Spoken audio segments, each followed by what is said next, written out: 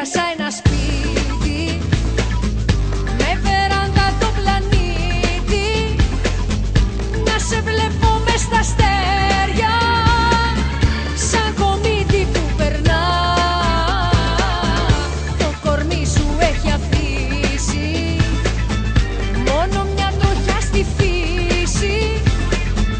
Μα πως θες αν δεν σ' αγγίζω, να σε ρίχνω στην καρδιά.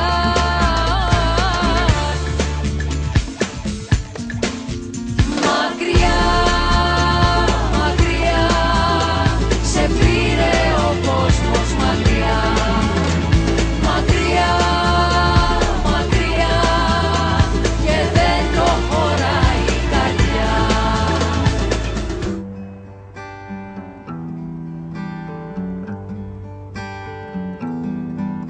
Well, I heard the words, a secret chord. Η Τζοάννα, ο Γιάννης, ο Αντώνης, Έλληνες καλλιτέχνες με διαφορετικό σημείο εκκίνησης, σε διαφορετική χρονική στιγμή, έχουν κάτι που τους ενώνει, την τέχνη τους. Well, it goes like this, the four, the Την τέχνη που τους ταξιδεύει στο χώρο και το χρόνο, στα μήκη και τα πλάτη της γης, στα μαγνητικά και ηλεκτρονικά πεδία, στο διάστημα, στον κυβερνοχώρο, στον εσωτερικό εαυτό τους.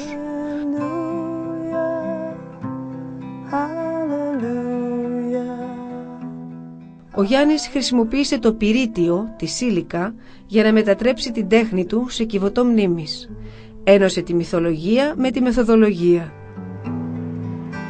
Η Τζοάννα, παιδί της γενιάς των υπολογιστών, γνώριζε το πυρίτιο ως βασικό συστατικό των τσιπ και φυσικά τη μεθοδολογία για να κάνει γνωστά τα τραγούδια της μέσα από το ίντερνετ. moonlight overthrew ya.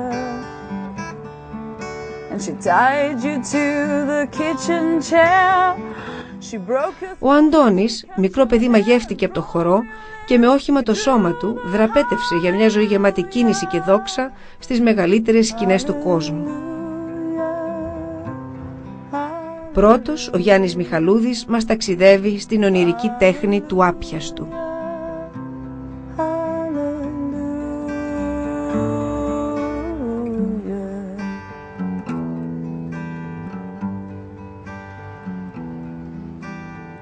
Well, baby, I've been here before.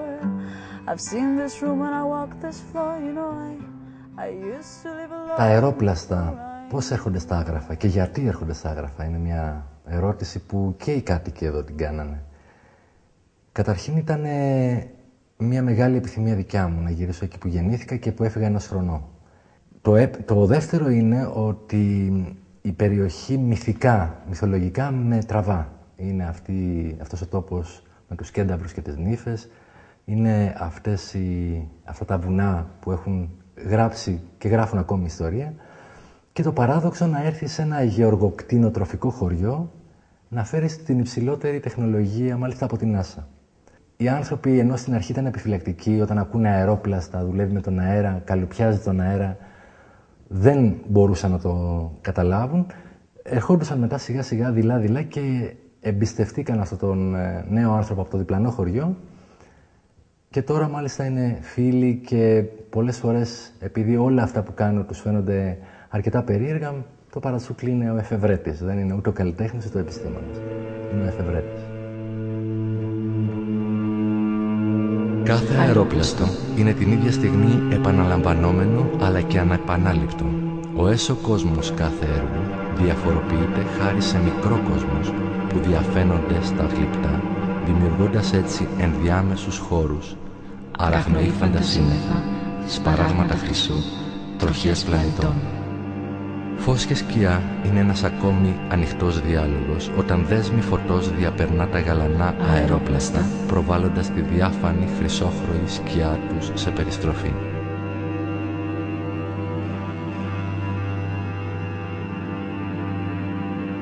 Αν οι άνθρωποι είμαστε αναπαραστάσεις βασισμένες στον οργανικό άνθρακα, τότε κάθε αερόπλαστο είναι αναπαράσταση βασισμένη στο ανόργανο πυρίτιο. Και ξέρουμε ότι το πυρίτιο, σίλικα στα αγγλικά και όχι σιλικόνη, είναι το βασικό συστατικό των εξαρτημάτων αποθήκευσης δεδομένων στους ηλεκτρονικούς υπολογιστές. Αν δεχτούμε τώρα την υπόθεση ότι μια μέρα το πυρίτιο θα είναι η τράπεζα όλης της ανθρώπινης εξωσωματοποιημένης μνήμης, τότε με σιγουριά μπορούμε να πούμε ότι κάθε αερόπλαστο ταξιδεύει και ως κύβωτος μνήμης. Μπορείτε να φανταστείτε τι περιέχει αυτό το μπουκαλάκι. Τι κρατάω στα χέρια μου. Κρατάω ένα κομμάτι ουρανού με τα συννεφάκια του. Είναι δυνατόν να εγκλωβίσουμε τον ουρανό σε ένα μπουκάλι? Ο Γιάννης Μιχαλούδης το κατάφερε. Ποιος είναι ο Γιάννης Μιχαλούδης? Είναι επιστήμον, είναι εικαστικός επιστήμον. Πολλά δεν ήξερα γι' αυτόν. Στο τηλέφωνο μου υποσχέθηκε ότι θα μου δώσει να πιάσω ένα κομμάτι ουρανού. Θα μου δώσει να πιάσω ένα κομμάτι συννεφού. Αλήθεια, μπορούμε να φυλακίσουμε τον ουρανό? Μπορούμε να φυλακίσουμε το όνειρο? Γιάννη Μιχαλούδη, μπορούμε να φυλακίσουμε τον ουρανό? Να τον φυλακίσουμε όχι, αλλά να τον κλείσουμε στο μπουκάλι, βέβαια. Και όχι μόνο να τον κλείσουμε στο μπουκάλι, αλλά μπορείς να το κρατήσεις και στα χέρια. Είναι αυτό. Το ελαφρότερο τίποτα, το ελαφρότερο καθόλου. Και τόσο μεγάλο. Και τόσο μικρό συγχρόνως. Και τόσο μεγάλο και τόσο μικρό. Που αλλάζει χρώματα ανάλογα με το που το βάζεις, στον ήλιο, στο φως. Γίνεται γαλάζιος. Γαλάζιο με μαύρο φόντο. Χρυσό όταν περάσει το φως μέσα του. Χρυσή σκιά. Είναι ένα παράδοξο έργο τέχνης για την τσέπη.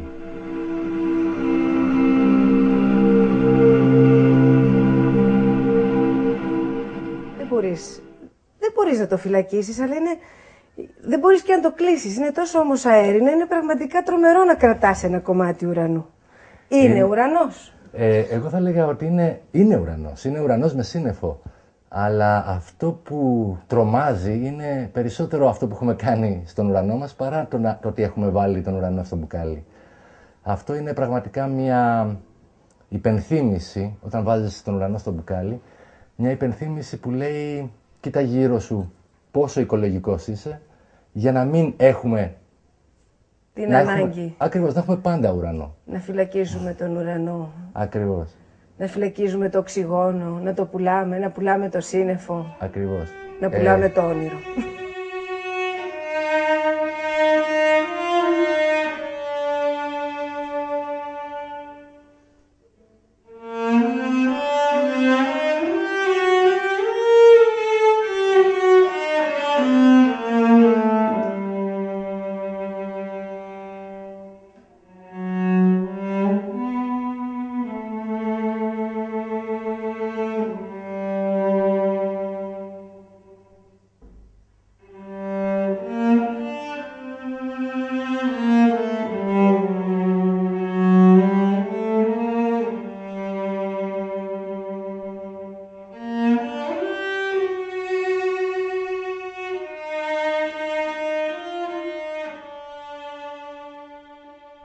Γιάννη, πώς το δημιούργησες αυτό το πράγμα?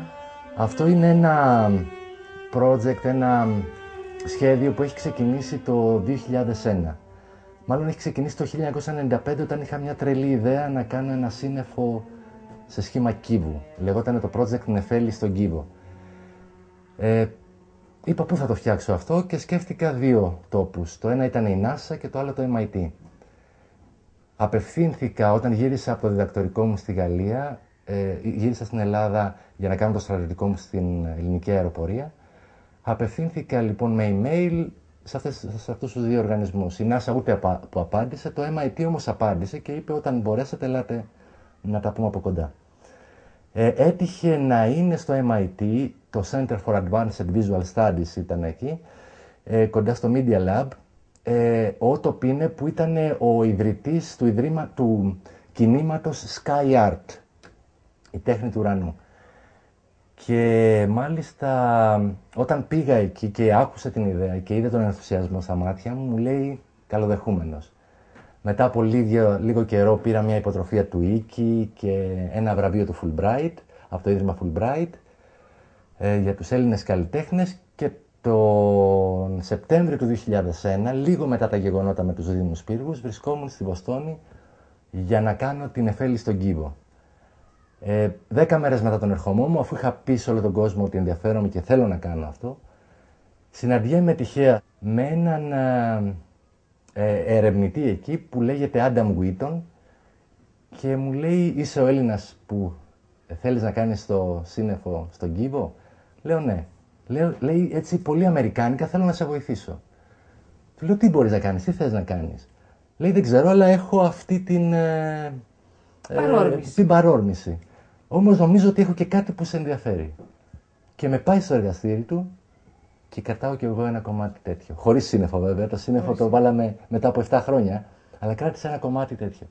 Η πρώτη μου ιδέα ήταν φαντάσου μια Αφροδίτη, και το είπα, λέω φαντάσου να κάνουμε γλυπτά από αυτό. Φαντάσου μια Αφροδίτη στο μέγεθος αυτής που έχουμε στο Λούβρο και να την αιωρείς μέσα σε μαγνητικά πεδία. Να μην αγγίζει το βάρος της στη γη, αλλά να αιωρείται στον αέρα. Από εκεί ξεκίνησε. Αυτό ήταν 11 του Οκτώβρη του 2001.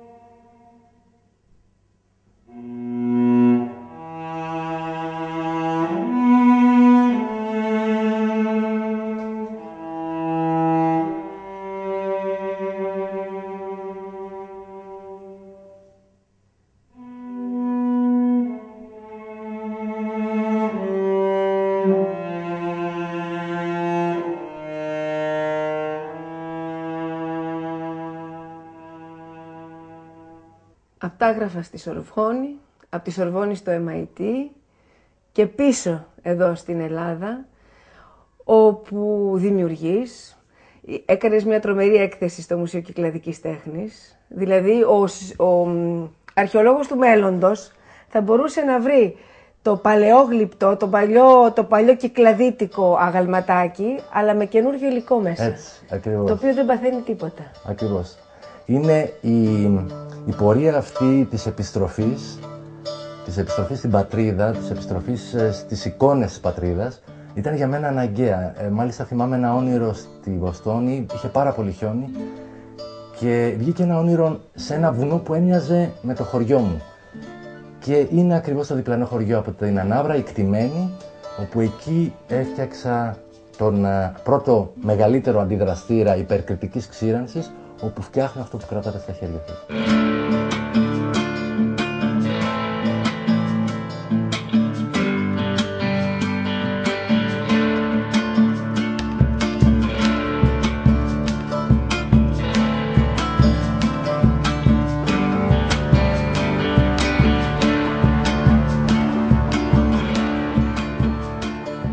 Αυτό που κάνω εγώ είναι ουσιαστικά μια τεχνολογία που γίνεται, είναι space technology, είναι τεχνολογία του διαστήματος, είναι διαστημικό υλικό, η πυρητική αερογέλη, σύλικα, αεροτζέλ. Εγώ το μόνο απλό που έκανα είναι ότι έφερα αυτό το υλικό στη γλυπτική. Και αυτό έγινε, χρειάζεται, για να γίνει αυτό το υλικό, χρειάζεται η τεχνολογία της υπερκριτικής ξύρανσης. Και χρειάζεται ένας αντιδραστήρας, ο οποίος ήρθε από την Καλιφόρνια, από Αμερική.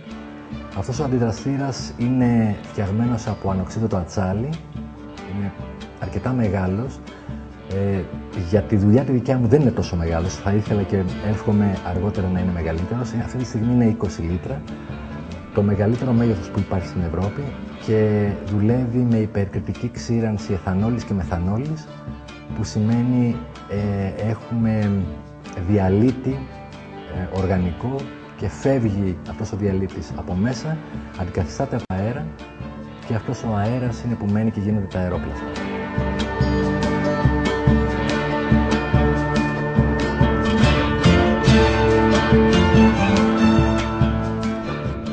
Στην αρχή κανείς δεν με πίστεψε. Δεν με πίστεψε. Όταν λες ότι έχεις ένα έργο που είναι 99% αέρας, 99% τίποτα και 1% γυαλί, γιατί είναι αφρός Πάει, γυαλί. σου λέει ο Γιάννης τρελάθηκε. Ο Γιάννης έχει φύγει. Ναι, έφυγε. Αλλά τα όρια και τα όρια είναι ομόριζα, είναι από την ίδια λέξη. Εκεί λοιπόν πήγα να βάλω τα όρια στον ουρανό. Εκεί που γεννιούνται οι νεφέλες στα άγραφα, είναι μητέρα νεφελών όλη αυτή η ιεροσειρά των αγράφων. Και μάλιστα οι κένταυροι στη μυθολογία είναι παιδιά των σύννεφων. Πήγα λοιπόν εκεί πέρα που ήταν η πατρίδα των κεντάβρων και των νυμφών να φτιάξω αυτό που είχα όνειρο να το βάλω σε καλούπι πλέον, να το βάλω σε όρια. Στα όρια για τα όρια. Βέβαια αυτά δεν τα καταλαβαίνανε στην αρχή, δεν με πιστέψανε, είχα δυσκολίες να βρω εργαστήριο, αλλά στην Κτημένη είναι μια πανέμορφη τοποθεσία με μια λίμνη artificial, τεχνητή λίμνη, και ήταν ένα σιλό, μια συνταποθήκη που ήταν εγκαταλελειμμένη. Την πήρα λοιπόν και έκανα το εργαστήρι, το μελλοντικό εργαστήρι του καλλιτέχνη που είναι ταυτόχρονα και επιστήμονας. Οι παππούδες τι είπανε? Ο πατέρας σου τι είπε? Ο πατέρας και η μητέρα ήταν... στην αρχή ανησυχούσαν φυσικά. Όταν είσαι από απλές ρίζες, δεν περιμένεις ότι ο γιος σου μπορεί να πάει ήδη στο εξωτερικό μόνο για μεταπτυχιακές σπουδές, έτσι.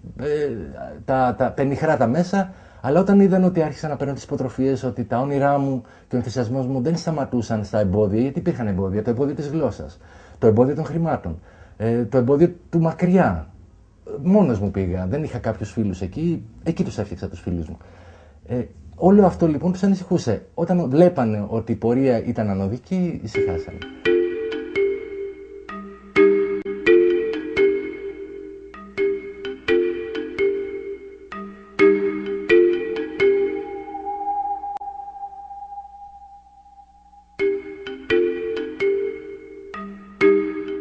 Αισθάνεσαι ότι είναι ύβρις, ότι παίζεις με το θείο δηλαδή κάπου? Αυτό το αισθάνθηκα πραγματικά, όπως το λες, όταν πρωτοδημιούργησα το σύννεφο στην Ινδία. Είχα πάει τον Απρίλιο του 2004 και σε κάποιο πείραμα που κάναμε, αυτοί είναι ειδικευμένοι σε αυτό το υλικό, όπως και η NASA, και κάνουν ακριβώς την ίδια μέθοδο που εγώ μετά μετέφερα την τεχνολογία στα άγραφα. Πήγα λοιπόν να μάθω πώς το κάνουν και σε ένα πείραμα που έγινε με έναν φυσικό εκεί στο Πανεπιστήμιο, ήταν μάλιστα Δευτέρα, ήταν μάλιστα Κυριακή 21 του Μάρτη, είναι η πρωτοχρονιά Ινδική του 2004.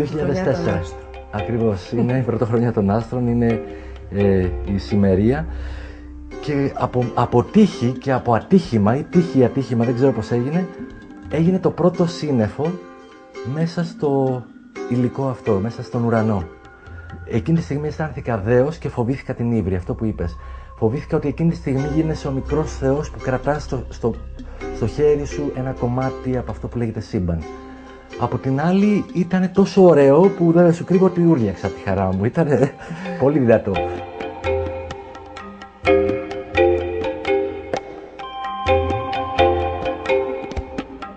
Αύριο ανεβάζω το skyforsale.com.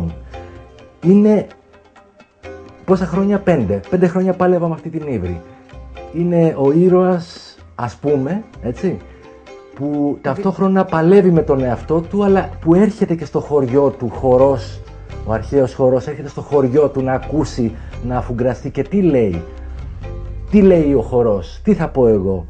Εκεί είναι που γίνεται ο γόνιμος διάλογος. Εδώ πέρα σε ξεχνάνε, εδώ είσαι πέτρα που δεν ούτε καν σε προσέχουν. Εκεί όμως αμέσως στην αρχή σε απορρίπτουν και σιγά σιγά καταλαβαίνουν ποιος είσαι και νομίζω ότι εκεί είναι ο γόνιμος διάλογος.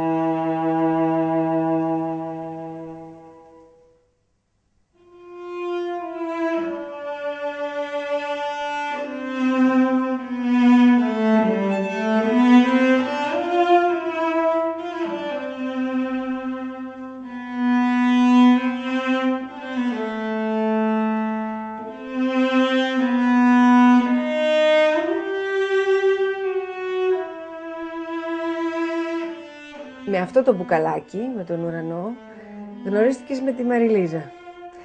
Και μια ερώτηση, θα θέλετε να σας χαρίσω ένα μπουκαλάκι με ουρανό?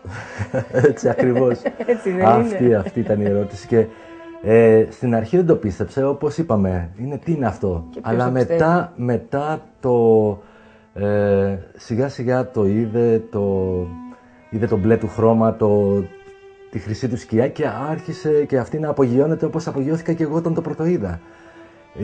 Η γνωριμία μας έγινε στην Αγία Πετρούπολη, ήμασταν στη Ρωσία εκείνη τον καιρό από διαφορετικές μεριές. Αυτή είναι μουσικός, είναι τσελίστρια, εγώ εικαστικός, και είχαμε πάει να κάνουμε την ίδια μια συναυλία. Ήταν η Μαρία η Φαραντούρη και εγώ είχα μια παρουσίαση για την Αθήνα, η ψυχή του κόσμου έτσι λεγότανε, και παρουσίασα ένα αερόπλαστο, όπως τα ονομάζω, που ήταν η Αθηνά. Και μετά όταν φεύγαμε στο αεροδρόμιο, της έδειξα λοιπόν το μπουκαλάκι με τον ουρανό, γιατί δεν είχε προλάβει, σαν επαγγελματίας, δεν είχε προλάβει καν να δει την έκθεση. Βέβαια, είχε τη δική της δουλειά. Ακριβώς. Ενώ εγώ έτρεχα να της βρω το αναλόγιο, γιατί ήταν πολύ όμορφη. Λοιπόν, και με το μπουκαλάκι του ουρανού γνωριστήκαμε και τώρα είναι κοντά μου και συνεχίζει και με στηρίζει στις δύσκολες στιγμές, γιατί υπάρχουν και δύσκολες στιγμές. Με τη Μαριλίζα λοιπόν γνωριστήκατε με το μπουκαλάκι του ουρανού και φτάσατε και να συνεργαστείτε και να κερδίσετε και ένα βραβείο μαζί. Βέβαια, το βραβείο της Biennale Αλεξάνδρειας του 2007. Ήταν μια ωραία και γρήγορη εμπειρία, γιατί μας καλέσαν τελευταία στιγμή, δεν υπήρχε αντιπροσωπεία από την Ελλάδα, είχε ξεχαστεί αντιπροσωπεία από την Ελλάδα θα έλεγα. Παρόλο που είχαμε πάρει το βραβείο στην Ελλάδα πριν από 2 χρόνια, η Biennale είναι κάθε 2 χρόνια, είχε ξεχαστεί αντιπροσωπεία και ξαφνικά παίρνω ένα μήνυμα, είμαι στην Κύπρο, η Μαριλίζα είναι από την Κύπρο, κάνουμε διακοπές στην Κύπρο και μας λένε ξέρουμε το έργο σας και θέλουμε να έρθετε. Και ένας μαραθώνιος να πάω να εκπροσωπήσω την Ελλάδα που τελικά δεν το δεχθήκανε προσωπικά πάλι με το εγώ ή το εμείς που ήταν τώρα με τη Μαριλίζα. Ξεκινήσαμε, φτιάξαμε το βίντεο που παρουσιάσαμε και ταυτόχρονα κάναμε μια εγκατάσταση που λεγόταν πρελούδιο για 3 βιολιά και τσέλο και έγινε πραγματικά κάτι που εγώ δεν το περίμενα.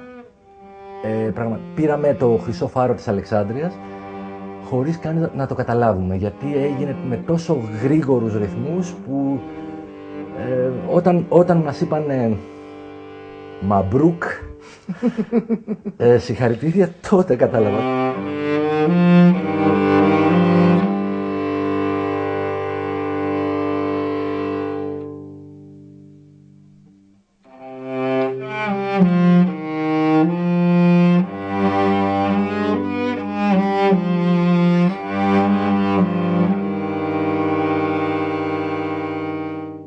Όταν σας είπαν μαμπρούκ, λοιπόν, κατάλαβες τι πραγματικά είχατε κάνει.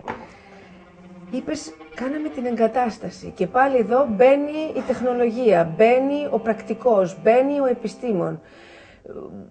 Παίζεις με τον ήχο, τη μουσική, παίζεις με την κίνηση αφού μου λες την εγκατάσταση, παίζεις με τον αέρα, το σύννεφο. Πάλι δεν μπορώ να το πιάσω όλο αυτό μαζί. Δηλαδή, πώς έγινε αυτό το πράγμα? Η ιδέα ήταν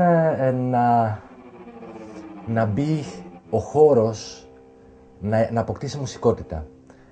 Όλο αυτό που κάνω είναι άχωρο, αυτό που κρατάς δεν έχει διάσταση, είναι αδιάστατο. Περνάει το βλέμμα μέσα από αυτό. Είναι η πρώτη φορά που στα γλυπτά μπορεί το βλέμμα να διαβάσει μια υπογραφή που έχω βάλει μέσα στο μπουκάλι. Που έχει ένα σύννεφο που είναι μέσα στο γλυπτό. Εκεί είπα, θέλω να είναι πολύ πιο ευανάγνωστο, να έχει λόγο, μουσική, να συνδυάσει πολλά στοιχεία, αλλά αυτό που να βγαίνει να είναι πραγματικά ένα ταξίδι στο διάστημα. Όπου το μαύρο του διαστήματος, το φως που περνάει μέσα από το γλυπτό και γράφει στον τοίχο, η μουσική που γίνεται βίντεο, όλα αυτά τα στοιχεία να παντρευτούν, να συγχωνευτούν και να βγει κάτι που να λες μένω με το στόμα ανοιχτό. Να μην ψάχνεις, να μην ρωτάς. Τώρα τα μπορούμε να κάνουμε πίσω και να τα σκεφτούμε, αλλά την ώρα που βλέπεις ένα έργο τέχνης δεν τα σκέφτεσαι. Εκείνη την ώρα ταξιδεύεις. Ένα έργο τέχνης είναι ένα παράθυρο που αν σταθείς στο παράθυρο έχεις χάσει το έργο τέχνης. Είναι σαν τη μύγα που χτυπάει πάνω στο παράθυρο. Γιατί εκείνη τη στιγμή πρέπει να είναι ανοιχτό το παράθυρο. Ο καλλιτέχνης δεν φτιάχνει παράθυρα, ανοίγει τα παράθυρα.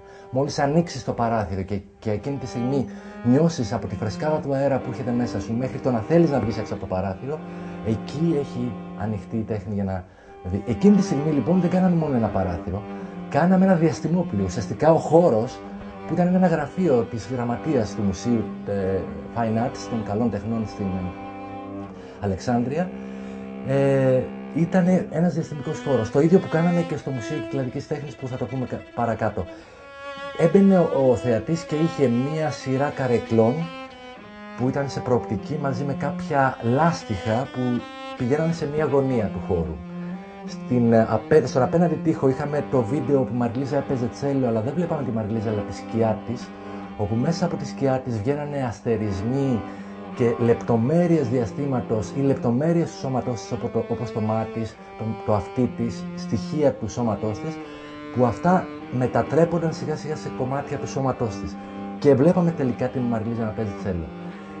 Δίπλα υπήρχαν τα 3 βιολιά, βιολόσχημα κυκλαδίτικα, που η χρυσόχρωη σκιά τους σκαναριζόταν στον τοίχο, και όλο αυτό σε ένα απόλυτο σκοτάδι με το τσέλο και τους ήχους από 2 φωνές, τη δική μου και της Μαριλίζας, που περιγράφανε με έναν τρόπο ας πούμε ποιητικό, δεν θέλω να λέω αυτό, αλλά με έναν τρόπο που δεν είναι επεξηγηματικός, τι ακριβώς γινόταν εκεί. Οπότε είχες από θέαμα μέχρι ποίηση και ταυτόχρονα και μουσική. Αυτό νομίζω άγγιζε, γιατί στην αρχή μπαίνανε, τους έβλεπα από τα πολλά φώτα να μπαίνουν σε αυτό το σκοτάδι, στη σπηλιά του Πλάτωνα, και να βλέπουν τις σκιές να κινούνται.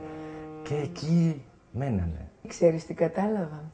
Ότι όπως οι επιστήμονες της NASA με αυτό το υλικό μαζεύουν αστρική σκόνη, αστερόσκονη, εσύ μπόρεσες και μάζεψες νότες και συναισθήματα. Έτσι, ακριβώς αυτό. Σε ευχαριστώ, είναι πολύ ωραία εικόνα. Ναι, νότες και συναισθήματα. Καταλαβαίνω, το λέμε με το μυαλό. Αν δεν χτυπήσει αυτή όμως η ρημάδα η καρδιά, δεν θα το πει το μυαλό. Πρώτα χτυπάει η καρδιά και εκείνη τη στιγμή που λες το νιώθω, το αισθάνομαι, εκείνη τη στιγμή γεννιέται αυτό που λέγεται θέαση έργου τέχνης, ακρόαση έργου τέχνης. Η ανάγνωση ενός έργου τέχνης είναι σε πολλά επίπεδα. Δηλαδή, πάντα έχεις κάτι που βλέπεις ή που το αγγίζεις ή που δεν το βλέπεις, αλλά έχεις ακούσει γι' αυτό. Κάτι που έλεγε η Μαρία Κάλλας, και επειδή η μουσική είναι μια μούσα για αυτό που κάνω, έλεγε ότι η συναυλία, το κονσέρτο, ξεκινά πριν καν αρχίσω να μελετώ. Όταν μελετήσω αρχίζει και σε μένα, αρχίζει με την ιδέα, με το να φανταστώ πώς θα είναι. Μετά γίνεται η συναυλία, γίνεται, και μετά είναι η απήχηση αυτού που έχει γίνει. Την ώρα που γεννιέται η ιδέα να κάνω την Νεφέλη στον Κύβο, έχει γεννηθεί και αυτό το μπουκαλάκι, που μετά από 10 χρόνια έρχεται τώρα στα χέρια σου. Πιστεύω περισσότερο στην μυθολογία. Νομίζω ότι η ιστορία ήρθε για να βάλει φραγμούς σε πράγματα που ανακατατάσσονται. Περισσότερο πιστεύω, ας πούμε, σε έναν κένταυρο παρά σε έναν καβαλάρι με το άρμα του κτλ. Είναι εντελώς διαφορετική ανατροπία. Νομίζω ότι εκεί η NASA έχει κάνει τον σύγχρονο μύθο. Όταν ακούς NASA πλέον είναι μυθολογικό, δεν είναι ιστορικό. Είναι πάρα πολύ μεθοδολογικό αυτό που κάνουν. Ένα project που λέγαμε για την αστερόσκονη κράτησε 12 χρόνια. Ένας άνθρωπος και μια ομάδα είχαν αφοσιωθεί γι' αυτό και δεν επέτρεπαν σε μένα να πλησιάσω μέχρι που να ολοκληρωθεί αυτό. Αλλά τώρα είμαστε φίλοι, είμαστε κοντινοί. Ο Πίτερ Τσου, όταν του είπα ότι θέλω να φτιάξω γλυπτά από αυτό το υλικό που θα μαζέψουν την αστερόσκονη, ενθουσιάστηκε, αλλά μου είπε όχι τώρα. Αυτή είναι μεθοδολογική. Εγώ είμαι μυθολογικός. Όταν συνδυάσεις και τα δύο, μεθοδολογία με μυθολογία, εκεί νομίζω ότι προσφέρεις κάτι που δείχνει στον άλλον ότι μπορεί και αυτός να το αγγίξει, να το έχει, να ταξιδέψει με αυτό, να ανέβει πάνω στο σύννεφο και να ξεχάσει την καθημερινότητά του.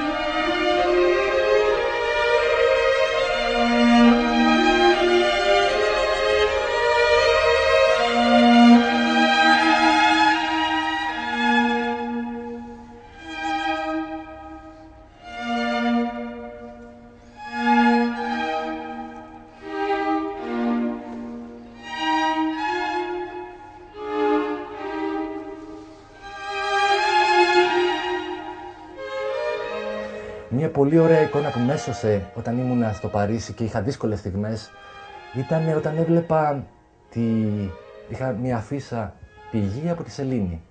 Πόσο μικρά φαίνονταν τα προβλήματα. Ανέβασε αυτό το σύννεφο να δεις ότι έχεις ξεχάσει όλα τα καθημερινά σου. Το οικολογικό μήνυμα αυτού του μπουκαλιού είναι ένα μήνυμα στο μπουκάλι. Πώς στέλναν οι ναυαγοί και σωνόντουσαν οι μερικοί έτσι. Στέλνω ένα μήνυμα που Ίσως λέει... σώσουμε τη νέα γενιά. Ακριβώς. Αν φερθούν λίγο πιο οικολογικά από το καθημερινό τους, μπορεί να είναι αύριο αυτή η τρύπα του όζοντος μικρότερη και μεθαύριο να μην υπάρχει.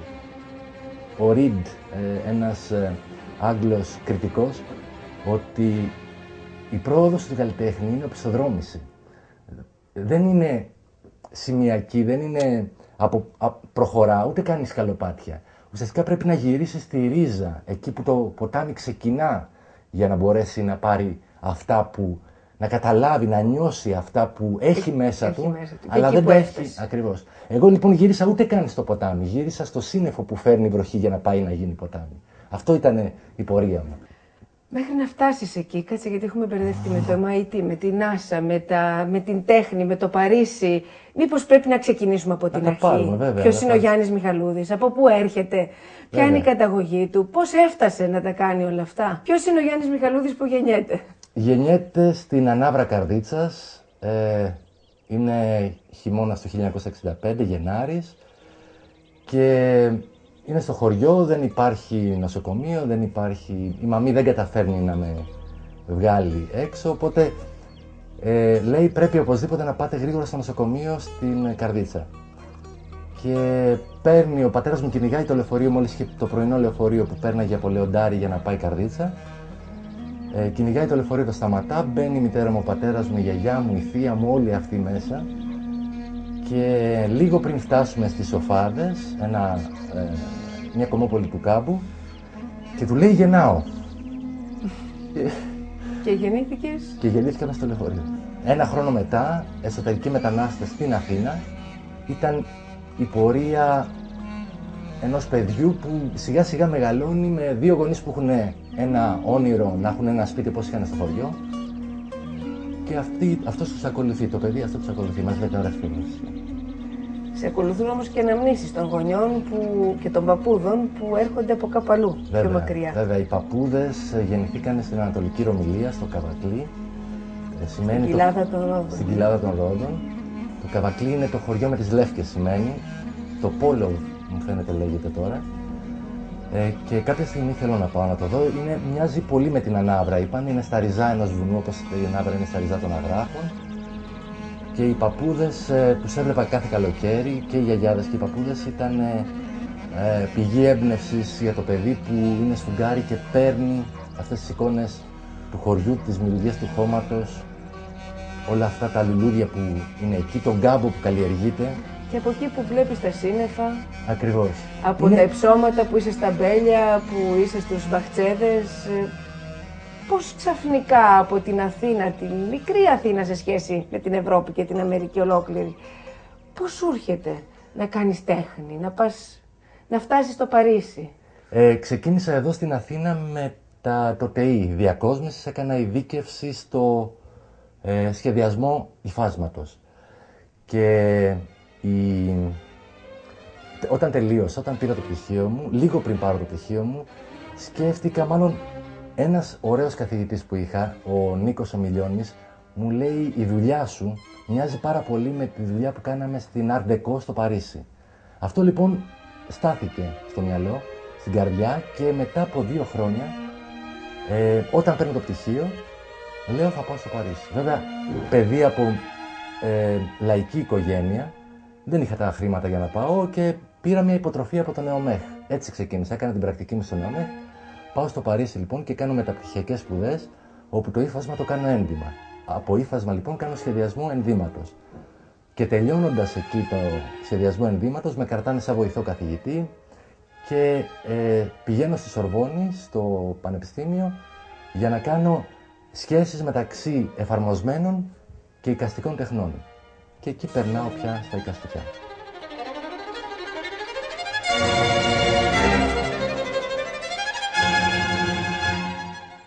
Ένα παιδί λοιπόν, Γιάννη, από τα Άγραφα, από ένα χωριό των Αγράφων, με γονείς που δεν μπορούσαν να το στηρίξουν, με ΤΕΙ, με ΕΟΜΕΧ, δηλαδή λέξεις που ένας νεοέλληνας που τις φέρνει στο μυαλό του βγάζουν μόνο μιζέρια, δυσκολίες, γραφειοκρατίες, εγκλωβισμένα όνειρα σε ένα μπουκάλι. Εσύ από τα ΤΕΙ και τον ΕΟΜΕΧ και από τα Άγραφα και από έτσι όπως ξεκίνησες, μπόρεσες και έφτασες στο MIT, στο Παρίσι, δίδαξες, δημιούργησες και είσαι σήμερα γνωστός. Έχεις απελευθερώσει τα όνειρά σου από το μπουκάλι. Πώς είναι δυνατόν αυτό? Είσαι ο πρώτος άνθρωπος που γνωρίζω. Νομίζω ότι οι άνθρωποι, οι Έλληνες που υποστηρίζουν αυτόν που έχει όνειρα και υποστηρίζουν κάποιον που έχει ενθουσιασμό και βλέπουν ότι προοδεύει. Είπατε για τον ΕΟΜΕΧ. Ήταν οι πρώτοι που με στήριξαν με μια υποτροφία που πήγα στη Γαλλία. Και μετά με ξαναστήριξαν. Γυρνώντας από το MIT, ήταν αυτοί που μου δώσαν το πρώτο κεφάλαιο, μάλλον μισά τα κεφάλαια, για να φτιάξω τον αντιδραστήρα στα Άγραφα. Άρα κάτι γίνεται και σε τούτο τον τόπο. Γίνεται, όχι, καμία γκρίνια, απλά να έχουμε θετική σκέψη. Να αγαπάμε αυτό που κάνουμε και να μην ξεκινάμε με το να σκεφτόμαστε ότι αυτό που αγαπάμε θα μας τον γκρεμίσει το πρώτο στρίμωγμα. Φυσικά δυσκολεύτηκα. Φυσικά στην αρχή είπαμε δεν σε πιστεύουν. Πρέπει να αποδείξεις, πρέπει να δείξεις ότι ποιος είσαι. Όταν βλέπουν ότι υπάρχει όνειρο και αυτό το όνειρο πραγματοποιείται, δεν είσαι εθεροβάμων, παρόλο που κάνεις κάτι που μόνο έτσι μπορεί να διαβαστεί, σε υποστηρίζουν και σε ξαναϋποστηρίζουν. Και εδώ πραγματικά θέλω να ευχαριστήσω όλους τους ανθρώπους που έχουν προσωπικά στήριξει το έργο μου και τους οργανισμούς, το ΕΟΜΕΧ, το Ίδρυμα Ωνάση, το Ίδρυμα Κωστόπουλου, το Ίδρυμα Fulbright, το Ίδρυμα Λεβέντη, το Ίδρυμα Κρατικών Υποτροφιών. Όλοι αυτοί έχουν στηρίξει το έργο. Εγώ θα έλεγα και τους καθηγητές σου στα ΤΕΙ, γιατί ας πούμε ΤΕΙ και σκεφτόμαστε καταλήψεις, αραγμένους φοιτητές. Δυσκολεύτηκα. Είναι αλήθεια, δυσκολεύτηκα. Άραξα κι εγώ όταν έχεις μια τέτοια δυσκολία στην παιδεία, αράζεις.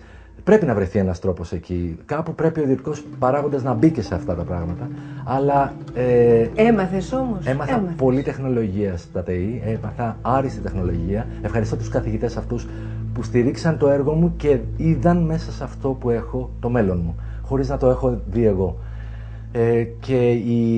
Μετά, όταν πήγα στο Παρίσι, έμαθα μεθοδολογία. Και όταν έφτασα στην Αμερική, έμαθα ότι μια ιδέα δεν αρκεί να υπάρχει μόνο. Πρέπει να την βγάλεις και να την κοινωνήσεις. Να την πουλήσεις. Έτσι απλά. Να την δώσεις.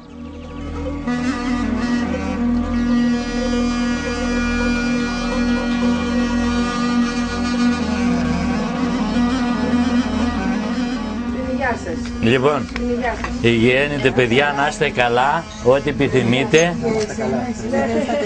Τι έγινε η μέρα του Χρυσή? Γεια σου ρε Μιχαλούδη. Γεια σας παιδιά.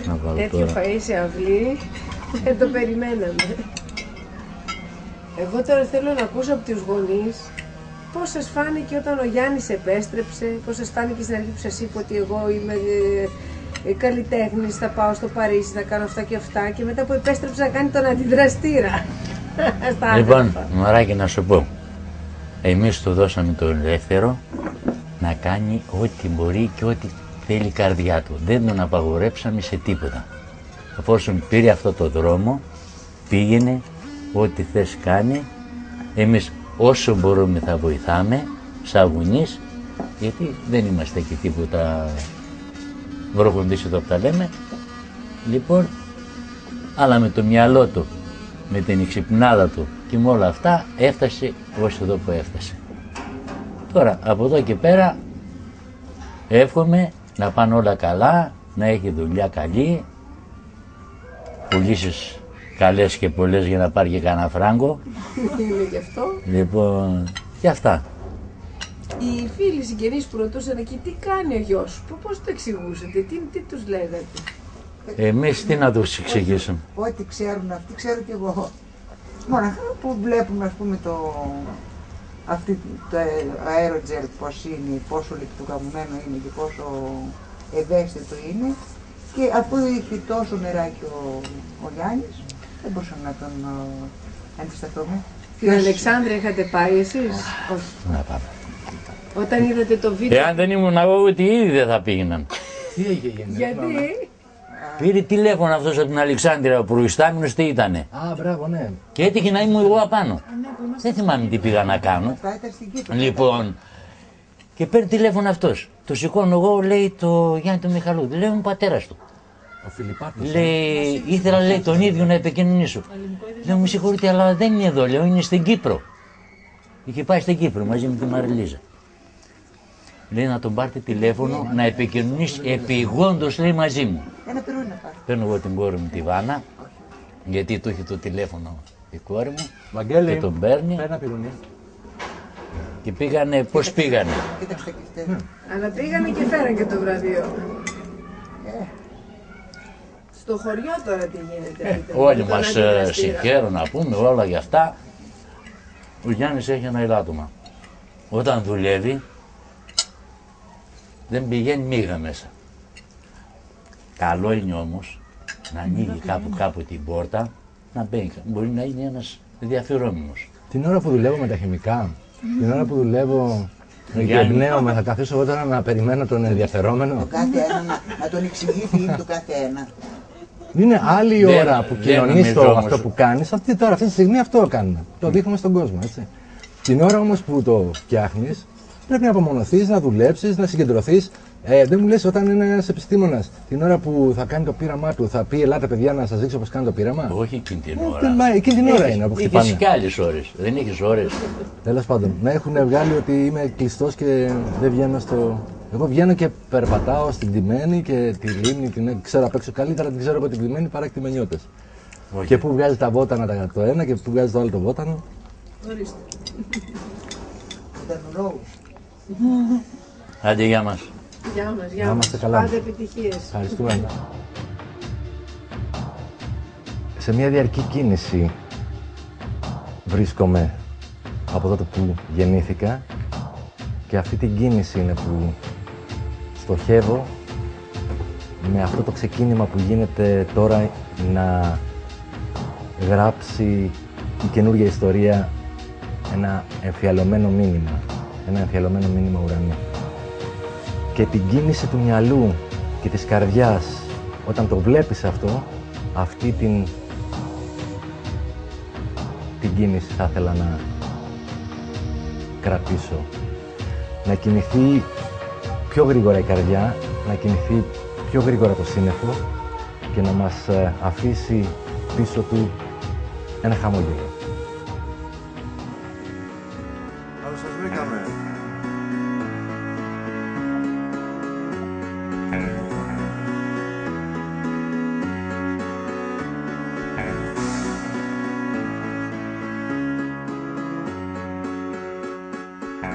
Πρώτη φορά που την είδα στεκότανε, τη νύχτα εκείνη που η Ρώμη καιγότανε.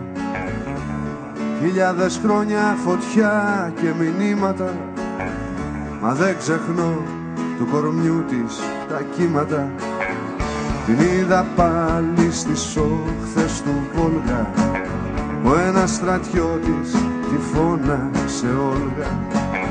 Κάτι ψιθύρισε μέσα στο κρύο, που τότε μου είχε φανεί τόσο αστείο.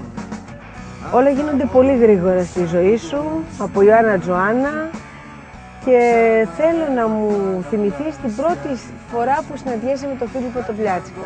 Συναντηθήκαμε στην Οντισιόν που είχε κάνει για το Σταυρόπινό του. Ήθελε να κρατάει το πρόγραμμα κάποια κορίτσια, τέλος πάντων, να κρατάνε ένα μέρος του προγράμματος. Και μου ζητήσανε, με βρήκανε στο MySpace και μου ζητήσανε να πάω για την Οντισιόν.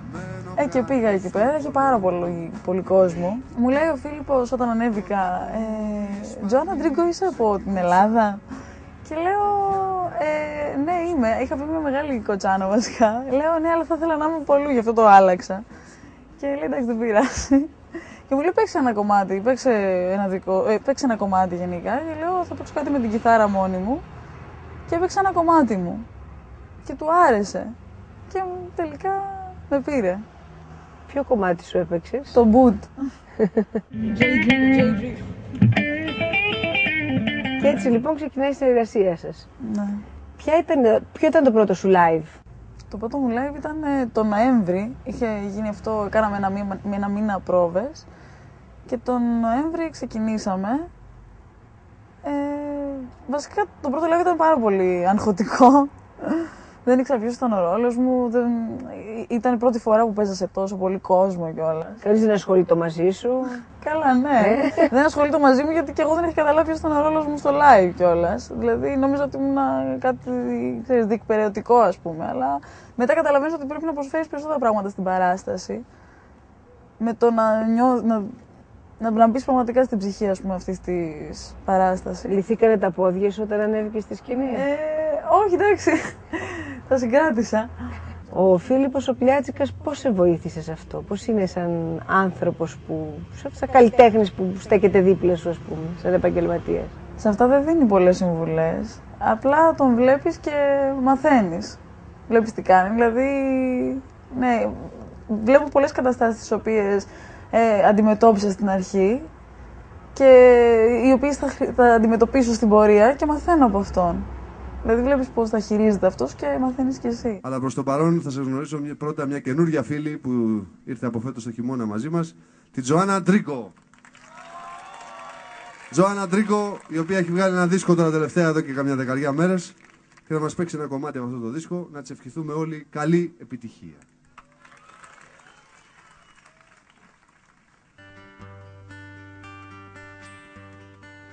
Σε μια μέρη ζούσα για χρόνια.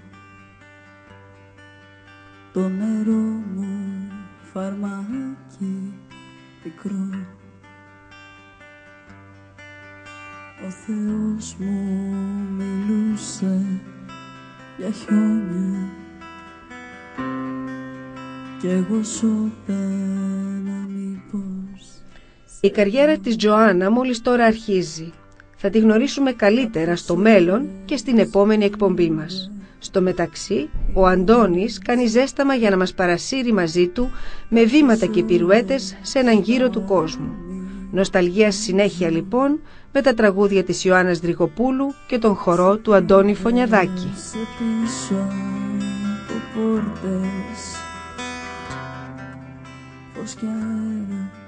Ποτέ μην σε δω. Όταν θα έρθεις εδώ δεν θα είναι πια κανείς. Δίπλα σου θα σταθώ ως την άκρη της γης. Δυο σταγόνες χαρά εμένες από φως μόνο για μια στιγμή.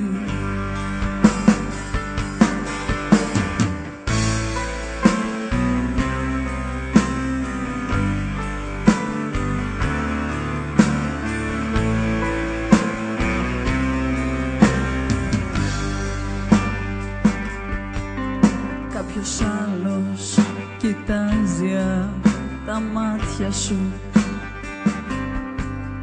Τα πουλιά σε προσμένουν να'ρθείς. Πώς κατάφερες πες μου και έγινες το πιο όμορφο χάος της γης. Όταν θα έρθεις εδώ δεν θα είναι πια κανείς. Δίπλα σου θα σταθώ ως την άκρη της γης. Δυο σταγόνες χαρά δεσμένες από φως μόνο για μια στιγμή. Κάποιες ώρες στερεύουν τα δάκρυα. Κάποιες ώρες που κλείνουν πληγές.